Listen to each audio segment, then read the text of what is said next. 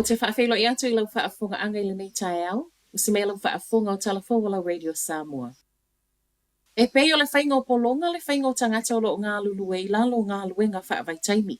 O le tala mai lea me le komisi o aia te tau a tangata soifua, ma ilo I longa na whaia e le tasi pe na o se vaenga, ai ua pei o se mea tu whaasolo. O saunoanga nei al komisina ia saunoa mali I Karanina Sumeo I tala le staff, ma o whaataita inga au fiai, le fosi e alwe whainga alwenga, e ui o lo o ngase.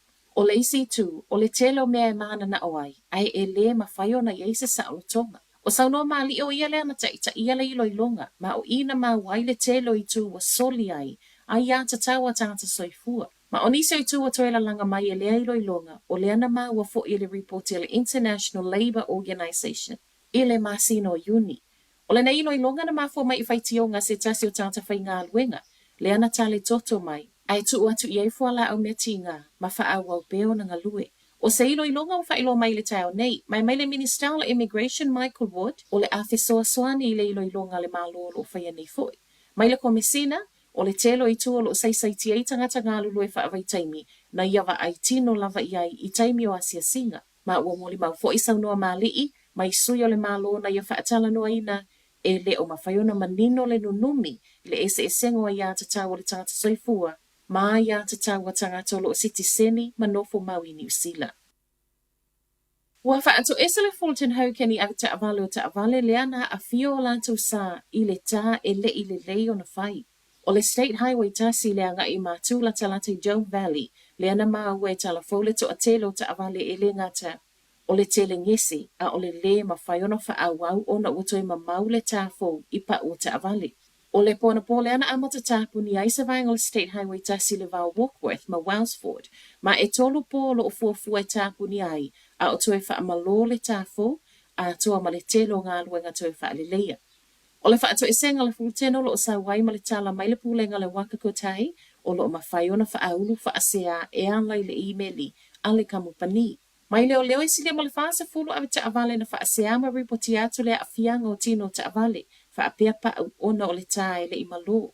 O le ta amilasanga o iei nei, ua le wha o ngai na le State Highway tasi, a o leo wui tu le State Highway se fulu wono. Ua maali liele Minister of Malanga inga fa apele pulenu o aukilani I fe tuuna inga o fa ai unga la vea ai ma le suinga o le wafu.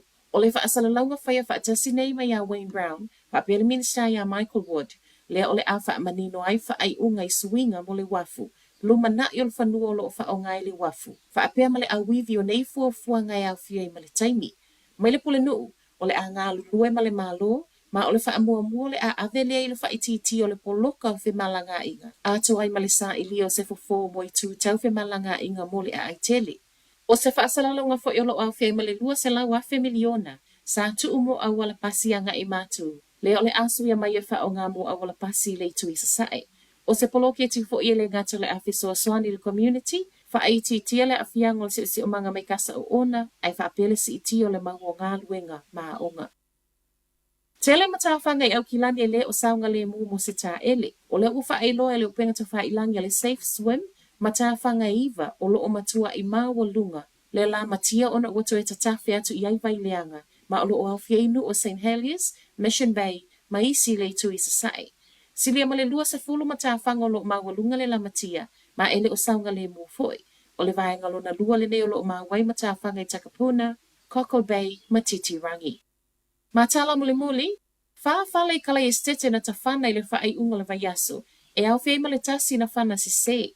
O le pōlas whareile wha asolo mai le pōlas to nai, le anatu tupu umai le wha o ta ua, mai leo, masalo mia e wheso o tai. O le whale tasi na whana si se e tu sa matala mai le ofiso leo, o masalo salonga ne ua iai na ua maue so isu enga. E ile so o tanga ma le tua oi, ai le o le ainga leo wa a fia fua ele I whaimisa. E o mai le taimitu ufa an se talo tai au, e le seisi wa molia, ma o lo wala o mai leo I so o se tasi, e si la fia nisi wha mtalanga, e fe so o ta iatu.